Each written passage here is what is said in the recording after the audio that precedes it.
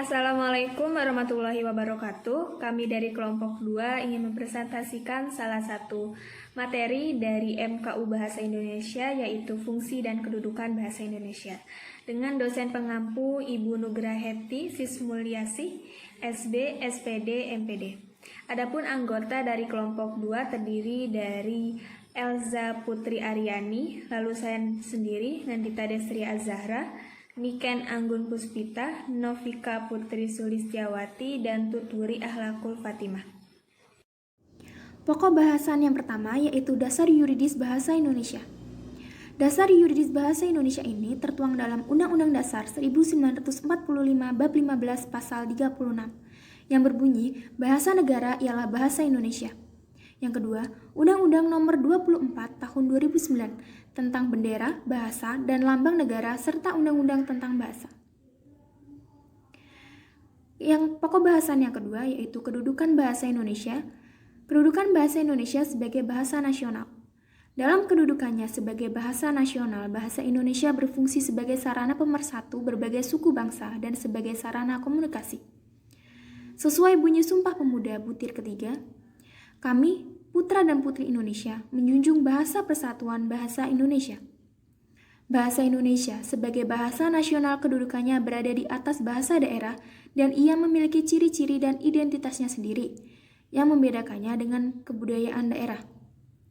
Merupakan alat yang memungkinkan kita membina dan mengembangkan kebudayaan nasional sedemikian rupa sehingga ia memiliki ciri-ciri dan identitasnya sendiri yang membedakannya dengan kebudayaan daerah. Kedudukan bahasa Indonesia sebagai bahasa negara.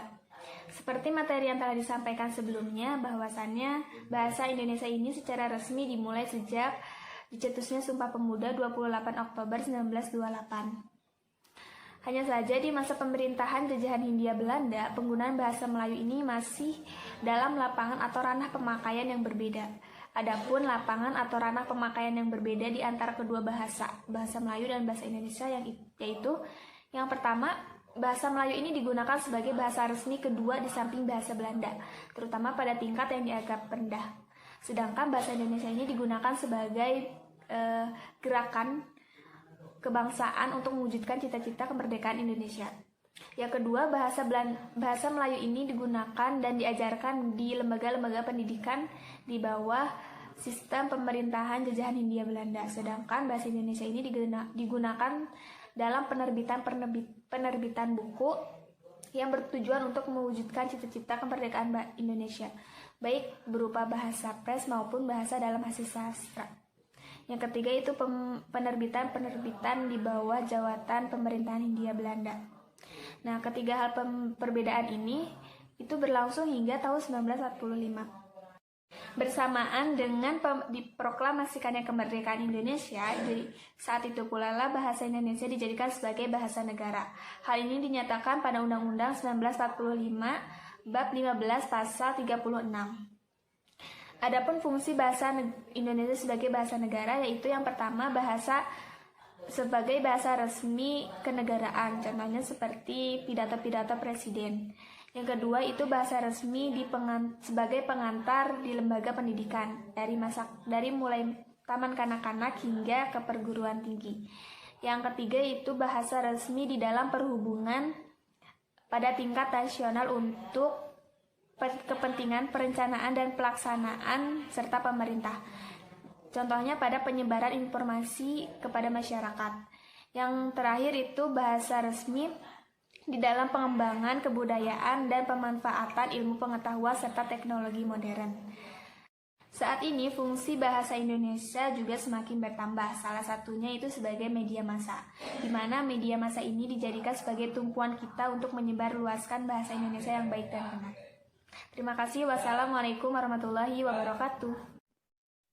Saya Niken Anggun Puspita. Di sini saya akan menjelaskan tentang perbedaan bahasa Indonesia sebagai bahasa nasional dan bahasa Indonesia sebagai bahasa negara.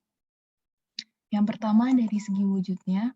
Dari segi wujudnya, bahasa Indonesia dibedakan menjadi bahasa Indonesia yang digunakan dalam pidato kampanye dan bahasa Indonesia dalam dokumen-dokumen resmi, surat-surat dinas, peraturan pemerintah, serta surat-surat keputusan. Yang kedua, perbedaan tersebut tampak pada penggunaan istilah dan kosakata yang digunakan. Yang ketiga, hal itu dikarenakan bahasa pembicaraan yang berbeda pada setiap bidang. Misalnya, pada saat membahas tentang masalah ekonomi, istilah atau kosakata yang digunakan tentunya akan berbeda pada saat membahas tentang masalah-masalah politik. Yang keempat, meskipun begitu, secara umum bahasa Indonesia juga terdapat kesamaan, yaitu berciri baku. Yang kedua, ada perbedaan kedudukan bahasa dilihat dari proses terbentuknya. Yang pertama, untuk yang bahasa nasional, itu dilatar belakangi oleh adanya rasa persatuan bangsa Indonesia pada waktu itu. Pemuda-pemuda Indonesia pada waktu itu menganggap persatuan sebagai sumber kekuatan.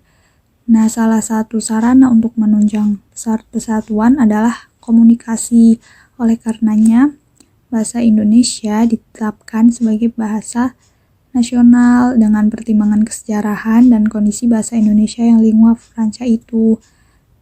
Oleh karenanya, bahasa nasional ini juga bisa menjadi alat pemersatu berbagai lapisan masyarakat yang berbeda-beda latar belakangnya, beda suku, beda budaya, dan juga beda bahasa daerah.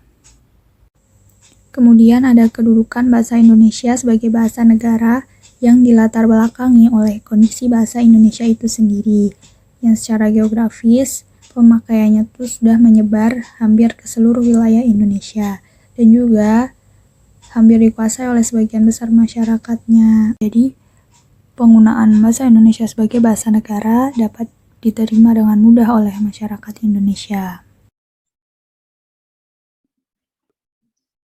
Yang ketiga yaitu perbedaan kedudukan bahasa Indonesia dari segi fungsinya.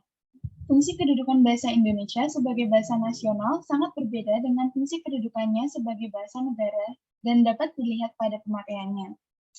Seperti yang telah disebutkan di atas, bahwa kedudukan bahasa Indonesia sebagai bahasa nasional berarti kedudukannya berada di atas bahasa-bahasa daerah.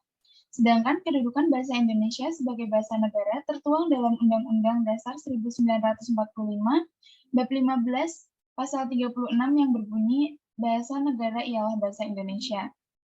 Dari pemaparan di atas, tentu saja terdapat perbedaan antara kedudukan bahasa Indonesia sebagai bahasa negara dengan kedudukan bahasa Indonesia sebagai bahasa nasional.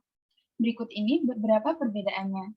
Yang pertama yaitu bahasa Indonesia sebagai bahasa nasional atau bahasa resmi. Yang pertama, digunakan sebagai alat komunikasi antar suku. Yang kedua, sebagai lambang identitas nasional. Yang ketiga, bahasanya boleh tidak baku. Dan yang keempat, apabila ada warga negara asing yang menetap di Indonesia dan mahir berbahasa Indonesia, dia tidak memiliki kewajiban moral untuk menggunakan bahasa Indonesia. Sedangkan penggunaan bahasa Indonesia sebagai bahasa negara, yaitu bahasa Indonesia digunakan sebagai bahasa pengantar resmi di lembaga-lembaga pendidikan. Yang kedua, digunakan sebagai bahasa resmi dalam tingkat nasional untuk pemerintahan.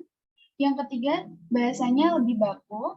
Dan yang keempat, apabila ada warga negara Indonesia yang merupakan keturunan dari bangsa asing dan telah tinggal di Indonesia, maka ia berkewajiban untuk menggunakan bahasa Indonesia. Tidak peduli apakah dia lancar berbahasa Indonesia ataupun tidak.